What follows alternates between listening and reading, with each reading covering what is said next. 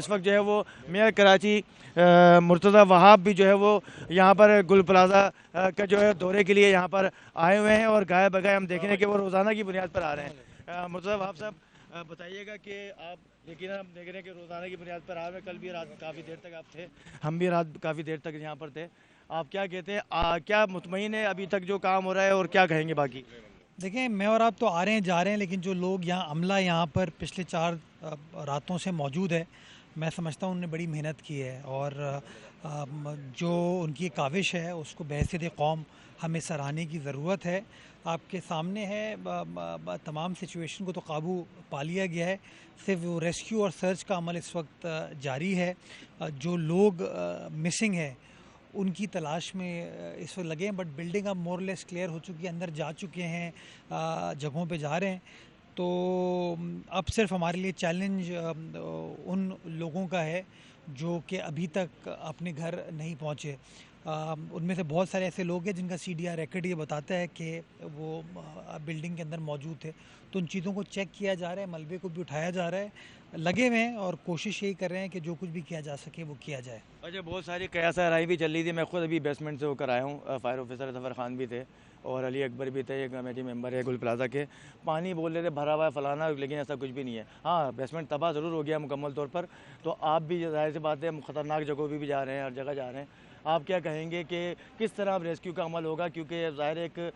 جو ریسکیو والے ہیں ان کو بھی اپنی جان جو ہے وہ پیاری ہے، وہ ان کو بھی دیکھنا ہے، آپ نے بھی ان کو ہدایت دی ہوئی ہے کہ اپنے آپ کو محفوظ کرتے ہوئے اور پھر جو کارروائی کریں، تو کیا کہتے ہیں کس طرح مزید کارروائی ہوگی اور کیا کوئی میکینزم بنا رہے ہیں؟ یار دیکھیں نا، یہ جو اربن سرچ والے لوگ ہیں یہی ایکسپرٹ ہیں، ان کی گائیڈنس کے مطابق ہم چلتے ہیں۔ ہم خود تو صرف انتظامی طور پر گائیڈنس ان کو دے سکتے ہیں، جو ان کو سپورٹ چاہیے ہوتی ہے، فیسلٹیز چاہیے ہوتی ہیں، اکوپمنٹ چاہیے ہوتا ہے، وہ کر سکتے ہیں، اور جہاں جہاں جو مدد طلب کی جاتی ہے وہ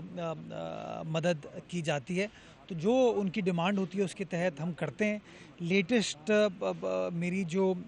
DNA کے حوالے سے بھی پروگریس ہوئی ہے کہ 3 مزید باڈیز کی شناخت کر لی گئی ہے، تو وہ عمل بھی چل رہا ہے، اور جو ڈیٹیل آتی جائیں گی وہ آپ پبلک کے ساتھ شیئر کر لی جائیں گی۔ اچھا مطلب بھائی یہ بتائیے گا کہ کتنے افراد اب تک جو ہے وہ لاشیں جن کی ہو چکی ہیں؟ میں ریکارڈ اس کا صبح انشاءاللہ تمام چیزوں کو کولیٹ کر کے آپ لوگوں کو دے پاؤں گا۔ وہ تھوڑا نمبر اوپر نیچے ہوتا ہے تو میں اس کو ٹیلی کر کے، بیکاز میرے منہ سے اگر کوئی چیز نکلے تو وہ مجھے بڑی ذمہ داری کا اس کے اوپر مظاہرہ کرنا ہوتا ہے، تو ایک بار چیک کر لوں، اس کو ویریفائی کر کے پھر وہ نمبر دوں گا میں۔ مزید پیشگی کے اقدامات کیا ہونے کا؟ اور دوسرا SBCA نے بھی شاید آج آباد کو ایک ہدایت نامہ جاری کیا کہ بھائی جتنے بھی آپ کے جو عمارتیں ہیں آپ کے کنٹرول میں آنے والی، ان کے جو ہے وہ نقشے وغیرہ کے ذریعے کے تحت جو ہے ان کو کریں، ادروائز پھر کارروائی ہوگی۔ آپ کیا کہتے ہیں کیا ہونے جا رہا ہے مزید اب آگے مستقبل میں؟ دیکھیں، میں نے DG SBCA صاحب کو یہ تاکید کی، اور وزیر اعلیٰ سندھ نے ان کو اس بات کی تاکید کی کہ جو فائر سیفٹی آڈٹ KMC نے کیا تھا اس کے اندر جو کمی بیشیاں ان عمارتوں کے بارے میں ہیں اس کو فوری طور پر ٹیک اپ کیا جائے۔ ہماری جو تاجر برادری سے بھی ملاقات ہوئی، اس تاجر برادری نے بھی یہ کہا کہ وائلیشن کو یا کسی غیر قانونی چیز کو وہ سپورٹ نہیں کریں گے، ہمارا وہ ساتھ دیں گے۔ تو ہمارا ٹارگٹ یہ ہے کہ جہاں جہاں فائر سیفٹی آڈٹ ہو چکا ہے وہاں پر فوری طور پر جو ڈیویشنز ہیں ان کو ریکٹیفائی کیا جائے، جہاں فائر سیفٹی ایگزٹ نہیں ہے یا اس کو انکروچ کر دیا گیا ہے یا وہاں پہ کوئی دکان بنا دی گئی ہے اس کو کلیئر کیا جائے۔ سملرلی ہر دکان کے اندر، ہر دفتر کے اندر جو اپنا فائر سیفٹی کا میکنزم ہونا چاہیے جو کہ ایک زمانے میں ہوتا تھا،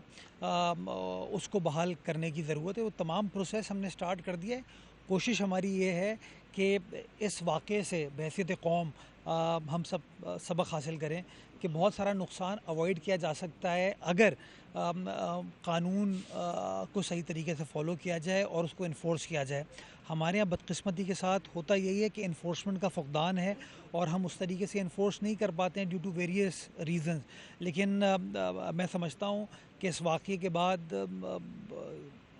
یہ واقعہ آپ کے ساتھ بھی ہو سکتا ہے، کسی اور کے ساتھ، میرے ساتھ بھی ہو سکتا ہے، تو ہم سب کی یہ ذمہ داری ہے کہ اس کے اوپر انسانی جان کے اوپر نہ کوئی سیاست ہونی چاہیے، نہ اس کے اوپر کوئی نعرہ بازی ہونی چاہیے، اور نہ اس کے اندر کوئی مصلحت کا سامنا ہمیں کرنا چاہیے. ہمیں اکراس دا بورڈ ہو کے یہ سوچنا چاہیے کہ جہاں کہیں بھی انسانی جان کو کوئی نقصان پہنچ سکتا ہے تو جو تدابیر ہم لے سکتے ہیں اس کو پروٹیکٹ کرنے کے لیے وہ ہم لیں. میں میڈیا سے بھی یہ ریکویسٹ کروں گا کہ اس میں ہماری مدد کرے، کیونکہ مشکل کام ہے، آسان کام نہیں ہے. جب مشکل کام کوئی بھی کرتا ہے تو اس کو رکاوٹوں کا سامنا ضرور کرنا پڑتا ہے، لیکن اگر قوم متحد ہو کے کلیئرٹی کے ساتھ آگے بڑھتی ہے تو ان چیزوں کو آپ ٹیکل